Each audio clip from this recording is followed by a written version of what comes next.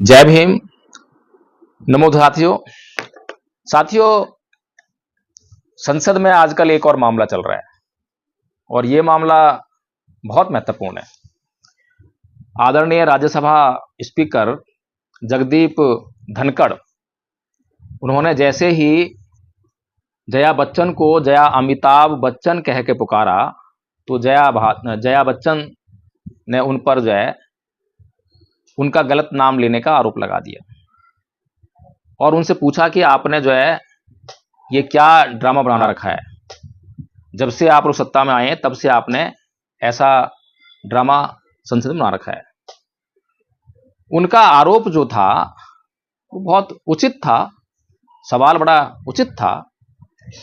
ये आरएसएस जो है, आरएसएस के द्वारा संचालित सरकार है।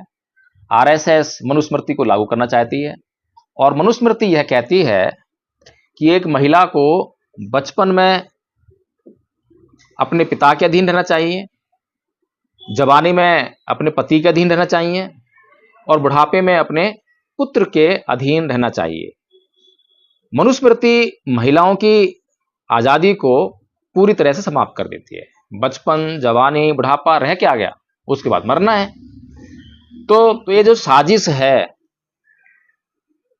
अभी ये भी सुनने में आया, कुछ वीडियोज वगैरह मैं देख रहा था, उसमें बताया जा रहा था कि जो वेस्टर्न इंडिया है, पश्चिमी भारत, वहां पर ये कल्चर है, वहां पर ये रिवाज है कि अपने नाम के बाद और बीच में जो है पिता का या पति का नाम लगाया जाता है। जब किसी लड़की की शादी नहीं हुई होती है तब तक उसके पिता का नाम बीच में लगता है और जब शादी हो जाती है तो उसके पति का नाम बीच में हो जाता है।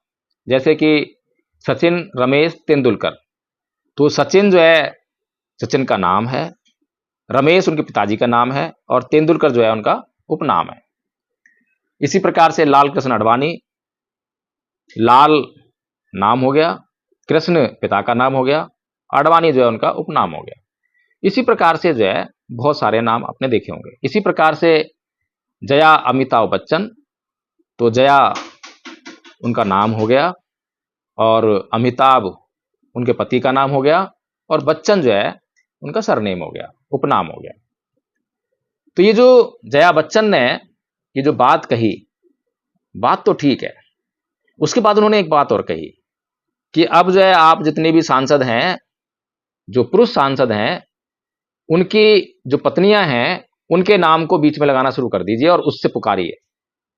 अब ऐसी हिम्मत कैसे कर सकते हैं स्पीकर महोदय, जो कि आरएसएस के द्वारा संचालित सरकार के नुमाइंदा हों और आरएसएस जो कि महिलाओं को गुलाम बनाने का षड्यंत्र रच रही हो, मनुस्मृति को इस देश में लागू करने का प्रयास कर रही हो। जया बच्चन ने तो केवल इसी मुद्दे को उठाया है कि नाम के मुद्दे को लेकर उठाया, लेकिन नीलम बौद्ध लगातार ये जो पुरुष और स्त्री के बीच की समानता, इसमें जो भेदभाव जो आरएसएस और हिंदुओं के द्वारा किया जाता है, स्त्री की आजादी को छीना जाता है लगातार विभिन्न प्रकार से, विभिन्न रीति रिवाजों से, परंपराओं से, उसके ऊपर कितने वीडियोज बनाए, कितनी जगह भाषण दिए, लोगों को जगाने का काम किया और वहां पर जो है उनको बहुत भारी विरोध का सामना भी करना पड़ा। आरएसएस के लोग बहुत बड़ा विरोध करते हैं, हिंदुओं से बहुत तगड़ा विरोध सामने आता है, प्रकट होता है। नीलम बौद्ध खाली ये नहीं कहते हैं कि आप नाम में समानता रखिए, नाम में भी समानता होनी चाहिए। उसके अलावा जितना भी साजो श्रृंगार, जया बच्चन का तो उस तरफ ध्यान भी नहीं गया होगा। मैं इस वीडियो के माध्यम से जया बच्चन जी आपको ये मैसेज देना चाहता हूं, आपने अगर इतना सोच लिया है और आप अगर स्त्रियों की आजादी की बात करना चाहती हैं तो थोड़ा सा और सोचिए। और इस देश में ऐसे रीति रिवाज और ऐसी परंपराएं भी हैं जहां पर एक स्त्री को शादी होने के बाद यह प्रतीकों को धारण करना पड़ता है जिससे कि वो दिखाई दे कि वो शादीशुदा है। जैसे कि आपके नाम से ये पता लगता है कि हाँ आप शादीशुदा हैं, या आपके ऊपर आपके पिता का आधिपत्य है, यानी कि आप स्वतंत्र नहीं हैं, यानी किसी ना किसी के आधिपत्य में हैं, यानी पिता के या पति के। तो इसी प्रकार से जो साज श्रृंगार है, जैसे कि सिंदूर लगाती हैं महिलाएं, बिंदी लगाती हैं महिलाएं, नाक में नथ पहनती हैं, कानों में कुंडल पहनती हैं, पैरों में पाजेब पहनती हैं, हाथों में चूड़ियां पहनती हैं, गले में मंगलसूत्र पहनती हैं। ये सब जो सामान जो पहनती हैं, हिंदुओं में इनको सुहाग की निशानी कहा जाता है। सुहाग की निशानी मतलब ये सुहाग यानी कि शादी होने का प्रतीक है कि ये स्त्री जो है विवाहिता है, शादीशुदा है। लेकिन वहीं हिंदू पुरुष के ऊपर ऐसा कोई भी आपको साजो सामान दिखाई नहीं देता जिससे ये दिखाई देता हो कि हाँ ये पुरुष भी शादीशुदा है। तो अब इस वीडियो के माध्यम से मैं केवल इतना ही कहना चाहता हूं, बहुत लंबा वीडियो नहीं बनाऊंगा इसको, जो है बहुत शॉर्ट में ये कहना चाहता हूं कि आप अब एक आंदोलन चलाइए, एक अभियान चलाइए। आपकी आवाज संसद के माध्यम से न केवल पूरा भारत सुनता है बल्कि विदेशों में भी सुना जाता है। अगर आप ये अभियान चलाएंगी तो भारत की महिलाएं जो हिंदू धर्म की गुलाम हैं उनको आजादी मिलेगी। और ये कार्य इतना आसान नहीं है, ये कार्य बड़ा मुश्किल है, क्योंकि जब किसी व्यक्ति ने जब उसको गुलाम बना के रखा हो और उसने उस गुलामी को स्वीकार कर लिया हो तो परिस्थितियां और भी भयंकर हो जाती हैं, फिर उसको गुलामी से बाहर निकलना बड़ा मुश्किल होता है। तो ये प्रश्न जो आपने किया, लेकिन कितनी महिलाएं ये प्रश्न करेंगी कि मेरे नाम के आगे मेरे पति का नाम मत लगाइए, पहली बात। दूसरी बात, जो मैं बता रहा हूं कि ये साजो श्रृंगार है, अगर आप इसकी आवाज उठाएं, पहली बात तो मुझे लगता नहीं है कि आप आवाज उठाएंगी, लेकिन अगर इसकी आवाज उठाती हैं तो कितनी महिलाएं आपके कहने पर सिंदूर लगाना छोड़ेंगी, मंगलसूत्र पहनना छोड़ेंगी, कुंडल पहनना छोड़ेंगी, नथ पहनना छोड़ेंगी, पाजेब पहनना छोड़ेंगी, चूड़ियां पहनना छोड़ेंगी।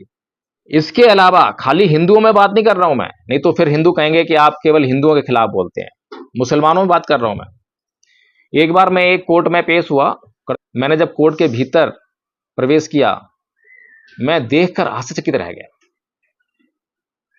महिला जज अपनी कुर्सी पर बैठी थी और पूरा जो उनका वो होता है ऊपर से लेकर जिस तरह से ऐसे सिर्फ चेहरा दिखाई दे रहा था। अगर उसका बस चलता तो शायद चेहरे पर भी वो पर्दा डाल लेती, लेकिन शायद कोर्ट की ये आवश्यकता रही हो कि महिला जज जो है अपना चेहरा छुपा नहीं सकती है, चेहरा दिखाएगी। मुझे वहां पर उसको देखकर यह समझ में आ गया कि जब इतनी पढ़ी लिखी महिला अपनी गुलामी को नहीं समझ पा रही है कि ये जो पर्दा है, बुर्का है, इसके माध्यम से पुरुषों की गुलामी मुझे सहन करनी पड़ रही है, ऐसा कोई भी वस्त्र पुरुषों को पहनने के लिए मजबूर नहीं किया जाता। तो आप समझ सकते हैं कि ये जो काम है ये बहुत कठिन काम है। जब महिलाओं ने इसको स्वीकार कर लिया हो, महिलाओं ने बुर्के को स्वीकार कर रखा है, मुस्लिम महिलाओं ने पुरुषों की गुलामी को स्वीकार कर रखा है, ऐसे ही जब हिंदू महिला, मुस्लिम महिला पुरुषों की गुलामी को जब स्वीकार कर ले तो आपके और हमारे द्वारा ये जो कार्य किए जाएंगे ये कार्य बहुत खतरनाक साबित होंगे। खतरनाक मतलब जान को जोखिम में डालने वाले। हम तो लगातार कार्य कर रहे हैं, लगातार जान जोखिम में होती है, लेकिन अब मैं देखना चाहूंगा कि आदरणीय जया बच्चन जी, अब आप, जैसे कि आपका नाम पहले जया भादुड़ी था, शादी के बाद आपका नाम जया बच्चन कर दिया, इस पर भी आपको आपत्ति करनी चाहिए थी, तब आपने आपत्ति नहीं की। चलो कोई बात नहीं, संसद में पहुंचने के बाद ही आपको समझ में आया हो, और तब भी आपको इतने समझ में आ रहा है कि अमिताभ नहीं लगाना है, जया बच्चन लगा दो। अभी भी आप जो सरनेम जो है अपने पति का ही रखना चाहती हैं। समानता अगर मांग रही हैं तो समानता को पहले समझने का काम कीजिए कि समानता होती क्या है। समानता होती है जहां पर असमानता का एक भी तत्व मौजूद ना हो। ऐसा नहीं है कि ये वाली समानता तो ठीक है, ये वाली नहीं, ये वाली मैं गुलामी सहन कर लूंगी, गुलामी ढो लूंगी, तो ऐसा नहीं होना चाहिए। तो अगर यह वीडियो वायरल होता है, आपके पास पहुंचता है, तो मैं ये देखना चाहूंगा कि आप अब भारत की महिलाओं के लिए, भारत की महिलाओं में सभी महिलाएं शामिल हैं, हिंदू महिलाएं भी और मुस्लिम महिलाएं भी, और भी अन्य जो महिलाएं हैं किसी भी धर्म की, जहां पर उनके ऊपर स्त्री और पुरुष के आधार पर कोई भेदभाव किया जाता है, इस तरीके का भेदभाव किया जाता है, गुलामी का प्रतीक उनके ऊपर लादे जाते हैं, तो आप उनके खिलाफ कितनी आवाज उठाती हैं, उनके समानता के लिए कितना काम करती हैं, ये देखना बाकी रहेगा। मैं इंतजार करूंगा। जय भीम, नमो बुद्धाय।